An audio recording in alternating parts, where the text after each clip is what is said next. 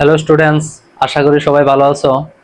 আজকে আমরা যে প্রশ্নটির সমাধান করতে যাচ্ছি তা হলো ঢাকা বোর্ড 2025।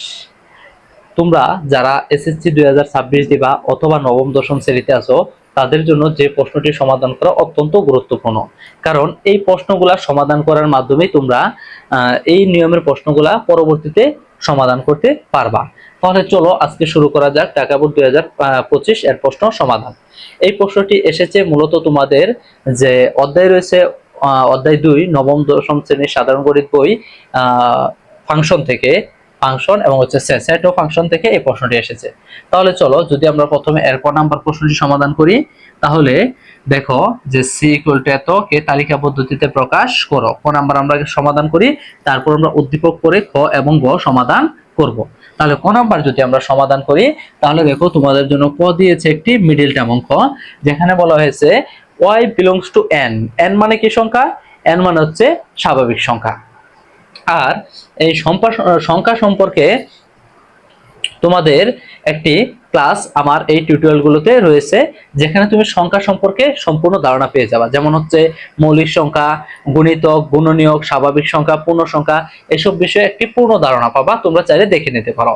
তাহলে চলো আমরা শুরু করি আমাদের ক নাম্বার প্রশ্ন। y belongs to n। n মানে কি সংখ্যা? স্বাভাবিক সংখ্যা। আর এখানে রয়েছে আমাদের একটি কি মিডল টার্ম অঙ্ক, যাকে সমাধান করে আমরা মান নির্ণয় করব। তাহলে যদি আমরা লিখি যে দেওয়া আছে, কি দেওয়া আছে ভাই, আমরা প্রশ্নটা লিখে নিব যে C is equal to second bracket হচ্ছে y belongs to n such that হয়েছে আমাদের y square plus 3y plus 2 is equal to 0। এটি হচ্ছে আমাদের সেট। এই সেটকে সমাধান করে আমাদের তালিকা পদ্ধতিতে করতে বলা হয়েছে। তালিকা মানে কি? তালিকা মানে হচ্ছে আমাদের এটাকে সংখ্যায় প্রকাশ করতে হবে, সংখ্যায়। আর সেট গঠন এটা রয়েছে, সেট গঠন এটাকে বলে কি? সেট গঠন।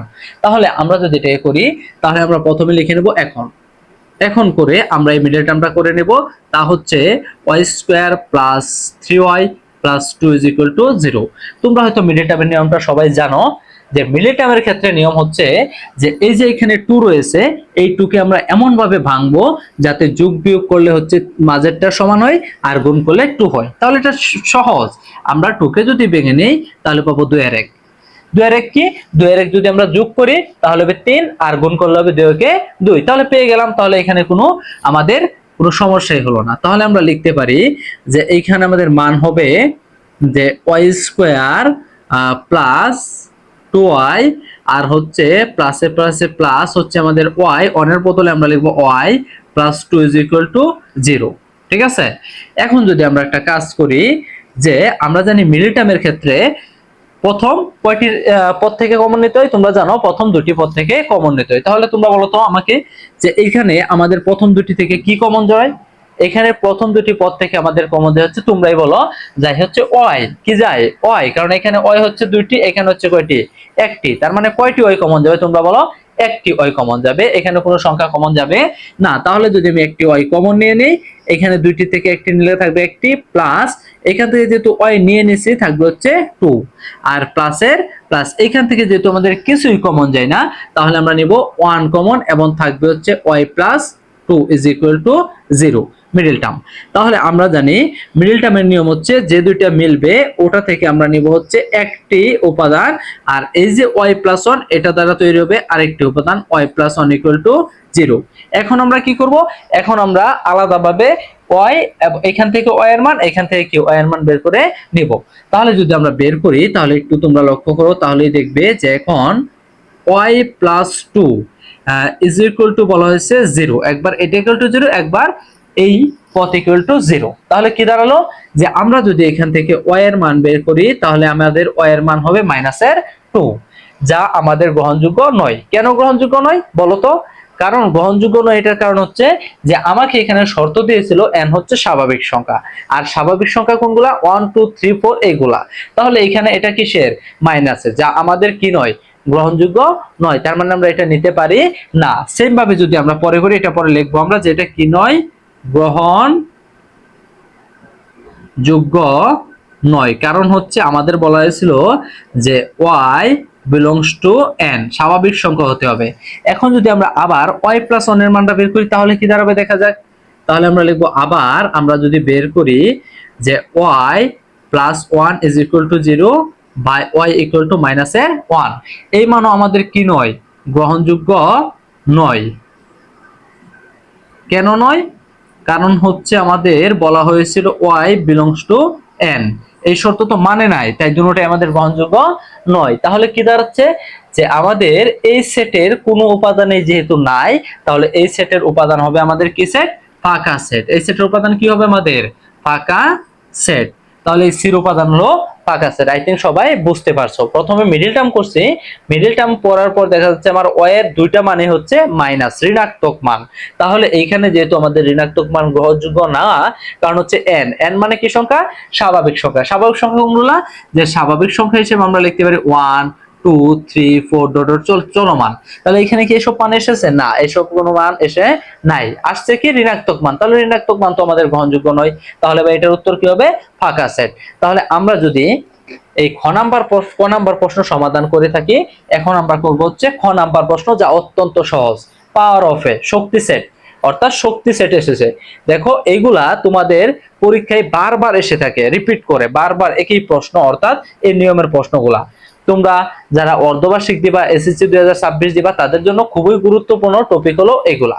তাহলে আমরা যদি খ নাম্বার প্রশ্ন সমাধান করি, তাহলে আমরা উদ্দীপকটি প্রথমে একটু পড়ে নেব। যেমন এখানে আমাদের উদ্দীপক পাওয়ার অফ এ, তাহলে আমি দেখি এ কোথায়? এখানে হয়েছে আমার এ। এ কি বলা হয়েছে দেখো, যে x belongs to n, n কি সংখ্যা? স্বাভাবিক সংখ্যা। কোনগুলা? দুনিয়ার সব স্বাভাবিক সংখ্যা? না, দুনিয়ার সব স্বাভাবিক সংখ্যা যদি তুমি নিতে যাও, তাহলে তোমার খাতা ভরে যাবে দুনিয়ার সব স্বাভাবিক সংখ্যা দ্বারা। তাহলে কি নাম্বার দিবে? না। এখানে কি বলা হয়েছে? শর্ত দিছে যে কোনগুলা? যাদেরকে বড় করলে 7 অপেক্ষা কি হবে? বড় হবে, এবং গণ করলে 190 অপেক্ষা কি হবে? ছোট হবে। ওই সংখ্যাগুলো যারা আছে তাদেরকে নিয়ে আমাদের পাওয়ার অফ এন নির্ণয় করতে বলা হয়েছে। তাহলে আমরা যদি এই অঙ্কটি করতে যাই, তাহলে প্রথমেই আমরা খ নাম্বার সমাধানের জন্য লিখে নিব যে দেওয়া আছে, কি আছে? দেওয়া আছে a ইজ ইকুয়াল টু আমাদের রয়েছে second bracket x such that x belongs to n such that x square greater than 7, এবং হচ্ছে আমাদের x কিউব লেস দেন হচ্ছে 190, অর্থাৎ বোঝাচ্ছে যে 7 অপেক্ষা এই মান বড় এবং 190 অপেক্ষা ছোট। আর এখানে x কাকে নির্দেশ করছে? n। বলো তো n কি? n হচ্ছে স্বাভাবিক সংখ্যা। আর স্বাভাবিক সংখ্যা কোনগুলা? 1 2 3 4 5 6, তুমি যাই বলো সবগুলো কি সংখ্যা? স্বাভাবিক সংখ্যা। তুমি এখান থেকে দূর পাইরা যত দূর যাইবা সব যদি বলো, তাহলে এগুলো কি সংখ্যা? স্বাভাবিক সংখ্যা। আরো আছে, কোনো থামাথামি নেই। তাহলে আমরা যদি এখানে একটু এটা লিখে নেই যে n equal to 1 2 3 4 dot dot এরকম চলমান, রানিং। তাহলে আমরা দেখব যে এই সংখ্যাগুলোর মধ্যে কোন সংখ্যাগুলো এই দুটো শর্তই মানে, ওই সংখ্যাগুলো হবে এর উপাদান। তাহলে দেখা যাক, চলো দেখা যাক যে কোন কোন সংখ্যাগুলো এই দুইটি শর্তই মানে। তাহলে আমরা শুরু করব যে এখন x এর মান 1 হলে, x ইকুয়াল টু 1 হলে, x এর মান যদি আমরা 1 নেই, তাহলে প্রথমে x স্কয়ার করতে বলছে, অর্থাৎ বর্গ। তাহলে x স্কয়ার মানে হচ্ছে আমি x এর মান যেহেতু 1 নিয়েছি, তোমরা একটা বোঝাও, একটা লাইন যদি বুঝে নাও, তাহলে পরের লাইনগুলো আমি না করলেও চলবে, ঠিক আছে? তোমরাই পারবা। তাহলে যেহেতু x এর মান আমি 1 ধরেছি, এন x স্কয়ার রয়েছে, তার মানে হবে 1 স্কয়ার। 1 এর স্কয়ার করলে আমরা জানি হবে 1। আর 1 কি তোমরা বলো 7 অপেক্ষা বড়? অবশ্যই না, 7 অপেক্ষা ছোট। তাহলে বলো তো শর্ত কি মানছে? না, মানে নাই। তাহলে কি হবে? আমরা এই 7 যেহেতু মানে নাই, এটাকে আমরা একটা কাটিং করে দিব এবার, যে এটা মানে নাই। কোনো সমস্যা? আই থিঙ্ক কোনো সমস্যা না। দেন তারপর আমরা কিউবে যাব, যে এখন লিখবো এবং কি লিখবো? এবং যদি আমরা কিউব করি, তাহলে আমাদের হবে 1 কিউব ইকুয়াল টু, আমরা জানি 1 কে কিউব করলে আমাদের কত হবে? 1 কে কিউব করলে হবে 1। আর এটাকে যদি আমরা লিখি 190, অবশ্যই এই শর্তটি মানছে, কিন্তু এই শর্তটা মানে নাই। তার মানে আমাদের দেখা যাচ্ছে যে x এর মান যদি আমরা 1 নেই, তাহলে একটি শর্ত মানে না, আরেকটি শর্ত কি মানে, এরকম উপাদান আমরা নিব না। দেন তারপর আমরা যেহেতু এটা হয় নাই, আমরা নেক্সট যাব যে x সমান সমান 2 হলে, x সমান সমান কত হলে? 2 হলে সেম, তোমরা সেম ভাবে করবা, x স্কয়ার সমান সমান 2 স্কয়ার সমান সমান 4। কথা ছিল কি বড় হবার, কিন্তু বড় কি হয়েছে? না, বড় হয় নাই, এখনো 4 আছে, তার মানে নাই।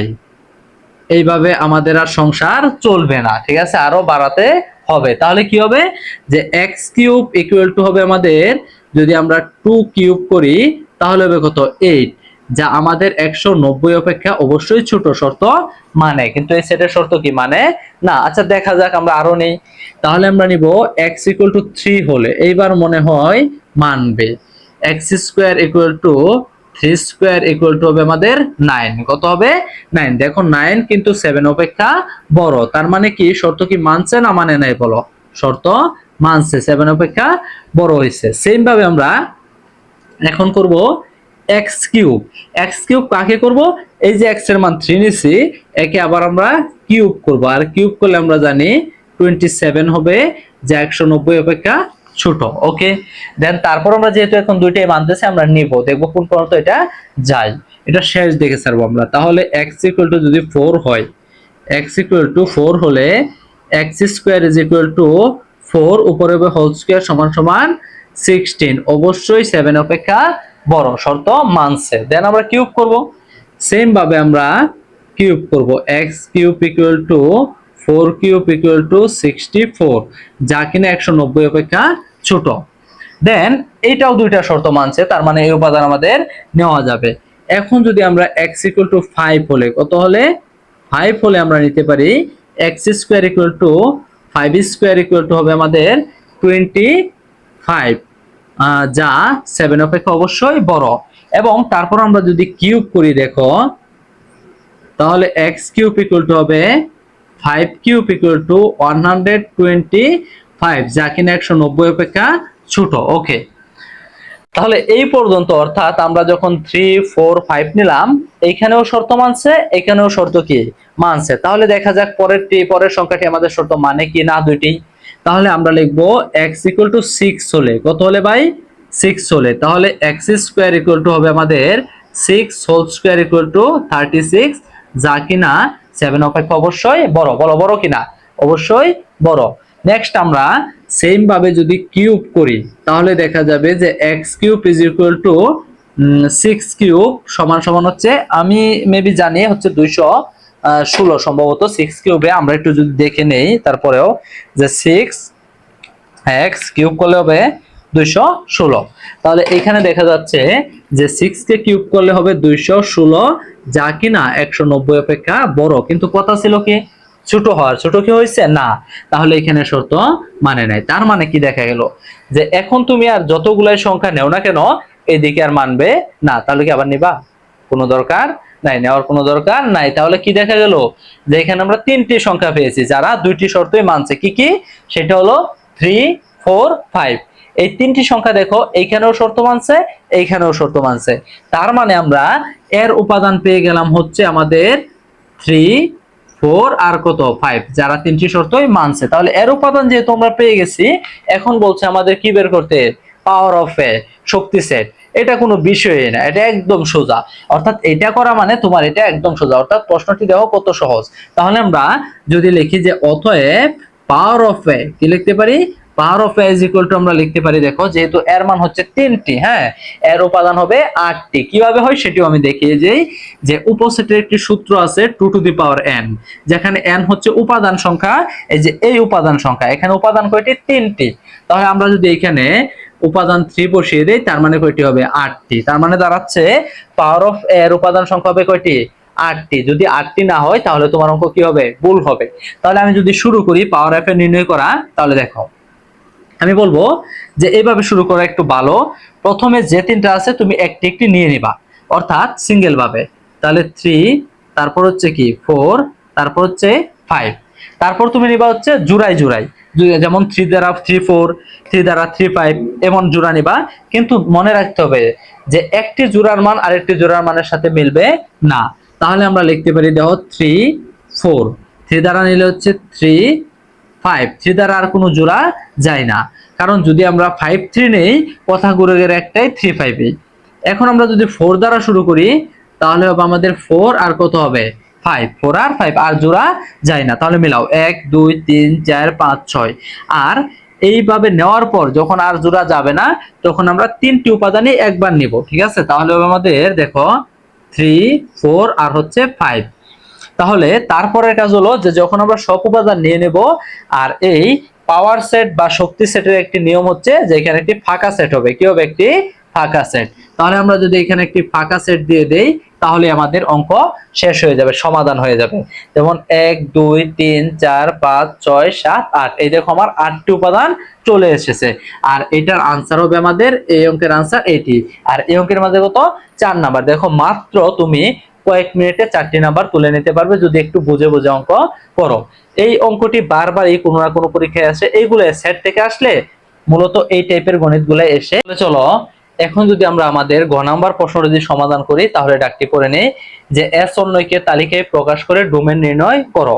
আর এই এস যদি আমরা পড়ি তাহলে দেখবা লেখা আছে s = x, y, x belongs to b, y belongs to b, y minus x is equal to minus এর 1। এই ডাক আমাদের দেওয়া আছে যেখান থেকে আমাদের ডোমেন নির্ণয় করতে হবে। তাহলে এই এসটা কার উপর ডিপেন্ডেন্ট? এসটা হচ্ছে বির উপর ডিপেন্ডেন্ট। বির উপর ডিপেন্ডেন্ট হলে আমরা প্রথমে কার মান বের করে নেব? বির মান। তাহলে চলো আমরা প্রথমে বির মানটি বের করে নিই, কারণ বি ব্যতীত আমরা এই এস নিয়ে কাজ করতে পারবো না। তাহলে আমরা যদি একটু বির মানটা লিখে নেই, যে দেওয়া আছে আমাদের কি আছে, যে প্রথমে আমরা এস লিখে নেব, যে এস ইজ ইকুয়াল টু হচ্ছে X comma Y such that X belongs to B, Y belongs to B, এবং আমাদের শর্তটা দেওয়া আছে যে Y minus X is equal to minus A 1, এই শর্ত দেওয়া আছে। আর বি কি দেওয়া আছে?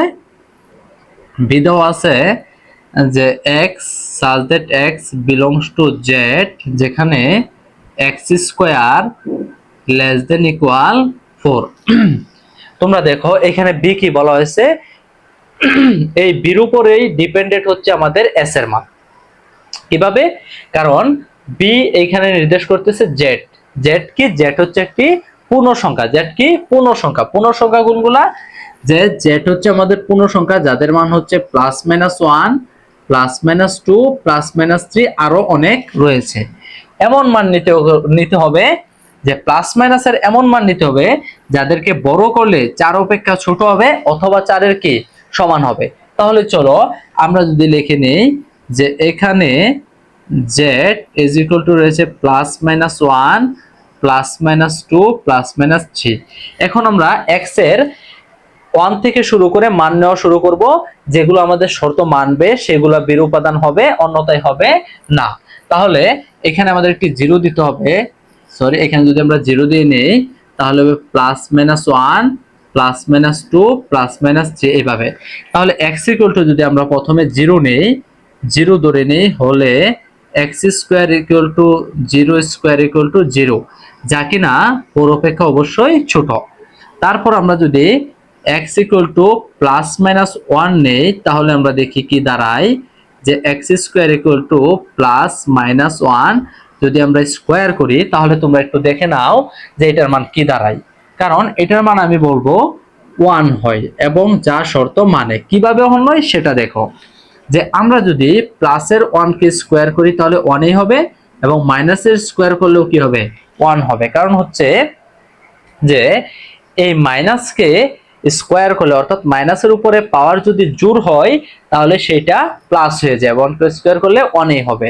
তাহলে দেখা গেল যে এই প্লাসের মান 1 এবং মাইনাসের 1 যাই নেই না কেন আমাদের শর্ত মানতেছে। এখন দেখি আমরা নেক্সট 2 নিয়ে, যে x সমান সমান +-2 হলে, কত হলে? 2 হলে আমরা যদি বর্গ করি তাহলে হবে +-2 whole square is equal to, আমি বলবো এইটার মান হবে 4। কারণ কি? কারণ আমি তোমাদের দেখিয়ে দেই যে আমরা যদি প্লাসের 2 কে বর্গ করি তাহলেও হবে 4, আমরা যদি মাইনাসের 2 কে বর্গ করি তাহলে হবে কি? 4। এবং দেখা যাচ্ছে এই 4 আমাদের শর্ত মানতেছে। এখন যেহেতু প্লাসের 2 এবং মাইনাসের 2 দুইটাই শর্ত মানতেছে তাহলে আমরা নিতে পারবো প্লাসের 2 এবং কি মাইনাসের 2। এখন যদি আমরা আরেকটু কষ্ট করি, যে +-3 হলে, কত হলে? x square equal to +-3 whole square সমান সেম, তোমরা জানো এটার মান হবে 9, যা কিনা 4 অপেক্ষা বড় শর্ত মানে না। কিভাবে? যে আমরা যদি +3 হোল স্কয়ার করি তাহলে হবে 9, আমরা যদি মাইনাসের 3 হোল স্কয়ার করি তাহলে হবে কি 9। তার মানে দেখা গেল যে এই শর্ত আমাদের মানে না। তাহলে আমরা দেখো এই বি এর শর্ত অনুযায়ী আমরা যে উপাদানগুলো পেলাম তা হলো 0 এবং হচ্ছে +-1 +- কত 2।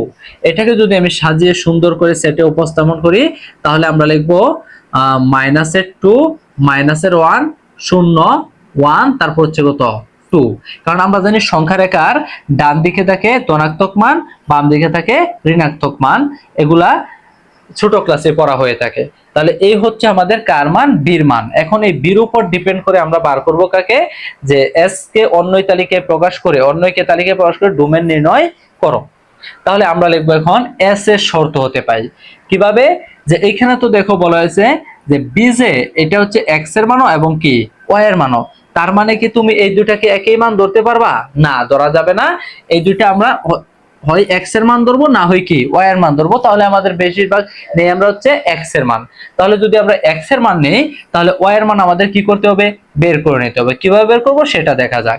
যে এখন আমরা লিখবো যে এস এর কি হতে পায়, এস এর শর্ত হতে পাই। এস এর শর্ত আমাদের কি রয়েছে, যে ওয়াই মাইনাস এক্স সমান সমান -1। এইখান থেকে আমাদের একটাই টার্গেট থাকবে, সেটি হলো কি, সেটি হলো আমাদের ওয়াই এর মান বের করা।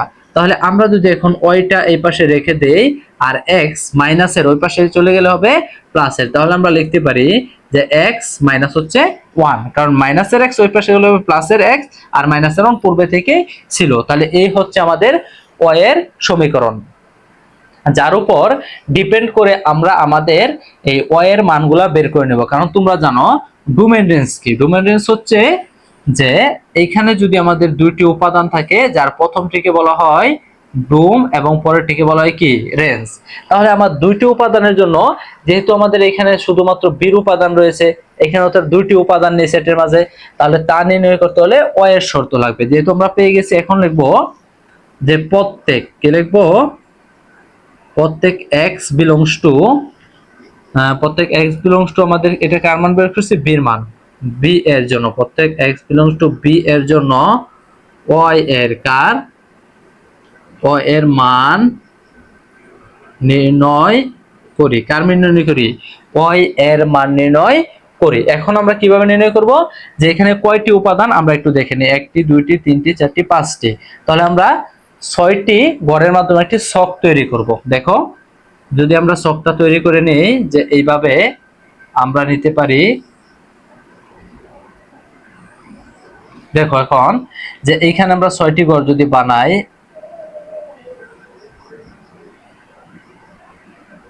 এই হচ্ছে আমাদের 6টি গড়। এখন এইটাকে লিখবা হচ্ছে x, এটাকে লিখবা কি y। তুমি কাকে জানি x এর মান কোনগুলো ধরছো, b এর মান, অর্থাৎ b এর যতগুলো মান আছে সবগুলো তুমি x নিয়ে নিছো, আর y এর মান তোমরা কি করবা, এই শর্ত থেকে বের করে নিবা। তাহলে b এর মান আমরা পেয়েছি হচ্ছে -2 -1 0 1 তারপর হচ্ছে কত 2। এখন আমরা কার মান বের করব, y এর মান। তাহলে y এর মান কিভাবে বের করব, y এর মান এই যে আমাদের সমীকরণ দেওয়া আছে, এখানে যদি আমরা x এর মানগুলা বসাই তাহলে অবশ্যই কার মান পেয়ে যাব, y এর মান। দেখো আমরা যদি একটু y এর মানগুলা বের করে নেই, y এর সমীকরণটা আমাদের রয়েছে যে y x - 1। তাহলে আমরা প্রথমে x এর মান যদি -2 নেই, তাহলে আমি এখানে বসিয়ে দিব -2 আর -1 হবে -3। তাহলে যখন আমি x এর মান -2 নিলাম, তখন আমি মান পেলাম হইতেছে -3। ওকে, ক্লিয়ার? দেন তেমনি ভাবে আমরা এখন নিব -1। যদি আমরা x এর মান -1 নেই আর এখানে রয়েছে -1, তাহলে হবে -2।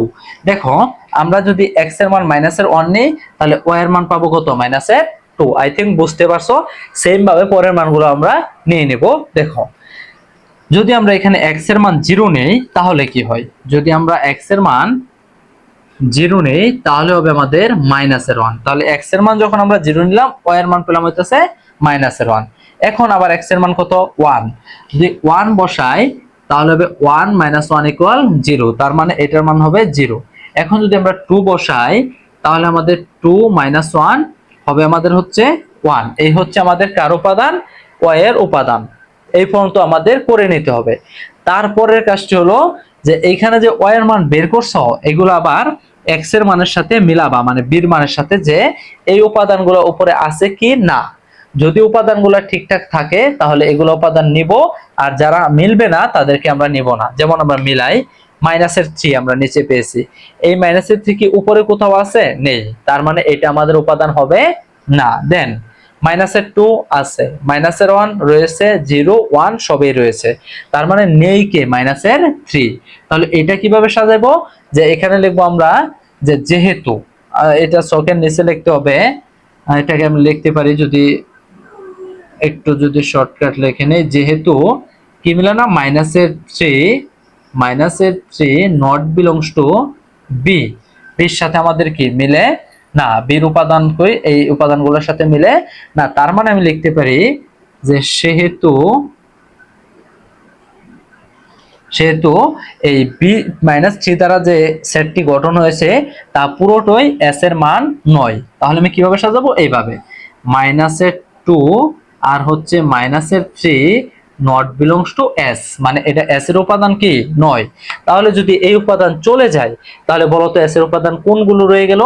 -1 -2, এটা একটি সেট, 0 -1 1 0 2 1, এগুলো আমাদের রয়ে গেছে।